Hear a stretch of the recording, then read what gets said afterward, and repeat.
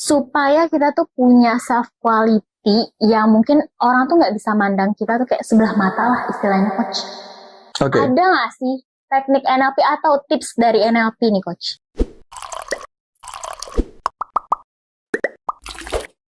Halo teman-teman, balik lagi di NLP for Business untuk Indonesia bareng Priska nih. Ini konten khusus buat para Gen Z atau teman-teman yang lagi bingung nih. Hidup ini tuh mau dibawa kemana sih? Apalagi kan zaman-zaman sekarang tuh udah makin berkembang dengan gila. Yuk kita langsung chit-chat dengan Coach Antonius Arif. Halo Coach. Halo. Gini Coach, ini sebenarnya keresahan banyak para Gen Z atau quarter life crisis. Iya, untung kita masih Gen Z ya. Karena perkembangan itu kan makin gila ya Coach. Oke. Tentunya kita tuh bisa. Gila ini positif atau negatif? Kayaknya tengah-tengah sih. Banyak negatifnya kayaknya. Oke. Tergantung orang kan ya Coach ya. Nah, kita tuh harus pinter-pinter ngebawa diri lah istilahnya Coach. Nah, terus tuh supaya kita tuh punya self quality yang mungkin orang tuh nggak bisa mandang kita tuh kayak sebelah mata lah istilahnya Coach. Oke. Ada nggak sih teknik NLP atau tips dari NLP nih Coach? Yang pertama kalau buat saya gini ya, kalau istilah saya hidup itu kita biar supaya nggak terombang-ambing kita mau dibawa kemana, sebenarnya kita bisa menentukan dulu arahnya kita mau kemana. Oke. Ya kalau mama kita bayangkan kayak gini, yang paling sederhana ya, saya pakai perumpamaan yang sederhana. Misalkan contoh, kamu lagi membawa satu buah kapal laut gitu ya, kapal laut tapi yang kamu yang pegang setirnya ya, kendalinya. Ombak lagi tinggi, kencang, angin bertiup kencang, ya. Tetapi karena kamu yang pegang kendali, kapalnya walaupun diombang-ambing, bukan berarti nggak kemungkinan karam nggak ada, tetap kemungkinan karam ada. Tapi kalaupun terombang-ambing, tapi kamu jelas mau menuju ke tujuan kemana. Betul dong? Yang jadi masalah adalah gimana kalau kapal tersebut tidak ada kapten kapalnya, kaptennya nggak ada, lu pun nggak megang, dan ada sebagai penumpang. Makanya berterombang-ambing. Iya. Begitu ditutup angin kencang, tujuannya kemana? Ikutin arah ini aja. Ikutin arus ya. Tapi walaupun kemungkinan karam juga ada kan. Iya. Nah, berarti pertanyaannya, ketika kita kehidupan itu pertama yang paling penting tentukan dulu tujuan hidupmu mau kemana dulu. Ya dong. Kalau kita sudah menentukan tujuan hidup kita, apapun yang terjadi, kita pasti selamat nih. Ada kemungkinan selamat. Ada kemungkinan selamat. Ya, bahkan yang paling menarik gini, ini yang saya dapat waktu itu dari Anthony Robbins. This is one of the greatest motivator in the world ya. Jadi Anthony Robbins waktu itu kebetulan dia pernah belajar balap mobil NASCAR. Mobil NASCAR itu kan kayak mobil-mobil biasa tapi di modif tertentu. Nah, mobil NASCAR kan muter-muter arena tuh. Iya. Nah, ketika dia jadi mobil NASCAR sama gurunya, suatu ketika mobilnya muter. Ya, muter. Berarti kan mungkin kepleset, I don't know apa yang happen, pokoknya terus jadi putaran. Nah, ketika dia mutar, refleksnya manusia kalau mobil mutar, maka kita muncul rasa ketakutan. Betul? Iya, panik. Nah, ketika ketakutan apa yang bakal terjadi? Mata kita tidak sengaja akan melihat ke tembok. Kan takut nih kan? Karena takut tabrak dong. Maka otomatis mata kita malah ketakutan ngeliat tembok kan, betul nggak? Maka yang menariknya adalah ketika ngeliat tembok, gurunya langsung mukanya Anthony Robbins didorong untuk melihat ke jalan keluar. Kenapa? Dia mengatakan filosofinya gini. Ketika tanganmu, walaupun kita beloknya ke arah jalan keluar, tapi kepala kita melihat ke jalan yang tembok tersebut, maka nggak sengaja refleks tangan kita bisa jadi masuk ke dalam dan kita menabrak beneran. Maka gurunya mengatakan, buang mukamu ke arah menuju tujuanmu mau kemana. Dan nggak sengaja nanti tanganmu akan mengarahkan seperti dengan matamu menuju kemana. Dan itulah yang menyebabkan kenapa seseorang bisa berhasil dalam kehidupan atau dalam kekeosan kondisi apapun. Yang artinya ketika dia fokus kepada satu titik, itulah fokus utamanya dia perjalanan dia. Bukan fokus kepada terombang-ambing dia. Sampai sini oke? Sampai sini oke. Nah ya, kalau mau udah kayak gitu pertanyaannya, gimana caranya supaya dengan ada kondisi yang di masyarakat, supaya dia punya quality itu, supaya tidak terganggu dengan kondisi, pertanyaan yang paling menarik adalah, kira-kira karakter apa yang harus dimiliki seseorang untuk bisa mencapai ketujuan itu? Yang pasti kalau buat saya, kalau saya mengatakan kira-kira saya mau jadi seperti apa, di dalam NLP ada istilah namanya neurological level. Yaitu adalah perilaku.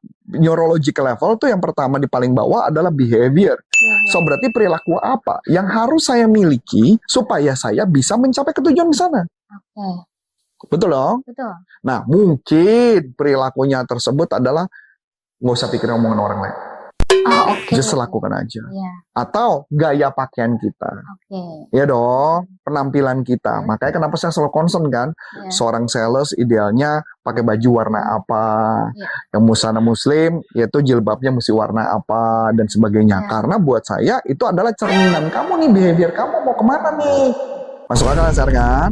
Nah, kan juga nggak mungkin dong, kamu dandan menor nggak mungkin dong. Iya. Karena kamu bukan penyanyi dangdut. Iya, betul. Ya kalau kamu penyanyi dangdut, kalau nggak dandan kan aneh juga. Betul ya? Iya. Behavior berarti sesuai dengan tujuan. Oke, sampai sini. Sampai sini. Yang kedua, setelah behavior berarti naik capability. Capability. Ya dong. Berarti kan capability artinya apa? Kemampuan kamu. Ya. Dari behavior bawahnya lagi ada lingkungan. Lingkungan. Iya. Kalau behaviornya mau jadi seperti apa, perlu ada lingkungan. Berarti apa? Kita harus punya lingkungan yang tepat. Iya. Untuk supaya membuat diri kita mau jadi sukses atau enggak. Kalau kita bergaul sama orang yang tidak sukses, maka jangan berharap lo akan jadi sukses. Oh iya. Ya dong. Iya. Itu environment-nya. Dan Habis environment, kemudian behavior, baru capability. Capability artinya kemampuan kita, skill apa yang harus kita miliki supaya kita menuju ke tujuan. Balik lagi kan? Iya. Kalau kita mau jadi kapten kapal yang baik, berarti belajar bagaimana mengendalikan kapal Iya. dalam kondisi badai. Iya, betul. Betul dong? Betul. Mungkin turunin apa layar dan sebagainya. Kan paling nggak bisa diminimalisir Nah. kendalanya ya. Sedangkan banyak orang enggak. Dia jalan majar aja, dia nggak mempersiapkan, dia nggak buat strategi, capability-nya nggak di-improve. Ya dong, makanya kenapa ada pembelajaran NLP tujuannya cuma satu, bagaimana meningkatkan kemampuan mereka supaya ketika menghadapi badai tersebut dia baik-baik saja. Iya, baik. Bener dong? Benar. Ya, bukan berarti nggak karam. Saya ulangi Iya, lagi, bukan berarti nggak karam. karam. Ya, nah berikutnya setelah capability berarti belief. Belief apa yang harus dimiliki oleh orang tersebut supaya dia bisa menghadapi badai dengan baik. Makanya kan cari contoh kayak Anthony Robbins tadi. Dia beliefnya adalah jangan ngeliat ke tembok, tapi ngeliat ke arah luar, karena itu jalan keluar. Iya. Begitu juga kita harus punya belief dong. Dalam kondisi sulit, gimana caranya bisa bangkit. Iya. Kalau dia nggak punya belief itu bisa berhasil? Nggak bisa. Oh, oke. Ya dong, dia nggak punya belief itu nggak akan berhasil.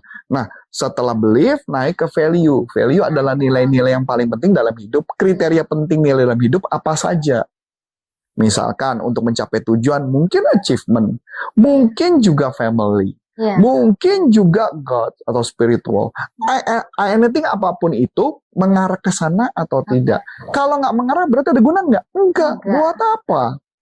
Berikut naik level berikutnya adalah setelah value identity. Identity adalah siapa dirimu. Oh, itu kebanyakan orang bingung tuh, Oh Coach. iya. Kenapa bingung? Karena di sini juga nggak tahu siapa dirinya. Iya. Kalau dia mau menjadi kayak saya contoh, misalkan saya rekaman YouTube ini, saya ini adalah pakar NLP, maka identitasnya adalah saya adalah pakar bisnis NLP. Pakar bisnis dengan menggunakan teknik NLP. Itu identitas saya. Maka yang saya lakukan adalah itu. Kenapa? Karena saya latar belakangnya sales, latar belakangnya penjualan, saya pakar di dunia penjualan, itulah saya. Dengan kalau latar belakangnya adalah pakar sales dengan pendekatan NLP, ya memang saya. Saya juga pakar berkaitan dengan peningkatan performa para sales. Itu saya, identitas. Berarti kalau identitas saya cuman saya adalah seorang trainer, kira-kira bakal berdampak nggak ke bisnis? Tidak. Ya dong. Iya, benar. Kan tujuannya clear. Saya tujuannya mau apa? tujuan. Begitu juga kamu. Identitasmu apa yang mau diarahkan. Supaya nggak terombang-ambing kan? Iya, benar. Bener nggak? Jadi kita pakai kacamata kuda atau apapun, kita kan kuat saja. Dan terakhir adalah purpose, tujuan hidup. Purpose atau visi misi. Apa misi hidupmu? Nah, misi hidupmu lah yang akan membuat supaya perahu itu bisa berjalan menuju ke tujuan yang kita mau. Maka kita nggak akan dengerin orang lain. Dan itu hanya memang pembelajaran NLP yang neurological level itu memang diajari di Master Practitioner of NLP di tempat kami. Teman-teman. Jadi clear kan? Dari situ kita udah punya semua visi misi sehingga kita bisa berjalan menuju ke tujuan dengan nggak peduli kiri kanan ngomong apa. Bener bang. Bener nggak ya? Nah kayak gitu gambarannya. Jadi mau bilang ada krisis, mau ada apa? Sekarang saya tanya, kalau ada orang kemudian bilang kondisi lagi krisis nih, apa misalkan identitasnya adalah saya adalah pakar bisnis dengan menggunakan pendekatan NLP, Maka ketika dalam kondisi krisis, apa yang saya pikirkan? Saya mikirnya gimana cara keluar dari krisis. Iya. Benar dong? Benar. Gitu. Sedangkan kalau saya cuman, saya cuman pakar bisnis, tapi nggak bisa keluar tuh dari problem. Iya. Masuk akal? Masuk Jadi akal. setiap orang harus punya identitas pribadi. Identitas. Oke. Nah, gimana teman-teman? Semoga setelah kamu nonton video ini, kamu jadi terbuka nih. Apalagi kalau lagi terombang-ambing di kehidupan kamu lah. Kamu bisa banget belajar NLP karena itu udah lengkap banget. Kamu tuh udah dikasih tujuan deh, dikasih caranya supaya kamu bisa mencapai tujuan diri kamu. Oke, segini aja dulu nih ilmu kita hari ini. Semoga berguna untuk teman-teman. Thank you for watching. Saya Friska dan Saya Coach Antonius Arif, NLP for Business untuk Indonesia. Bye-bye. Bye-bye.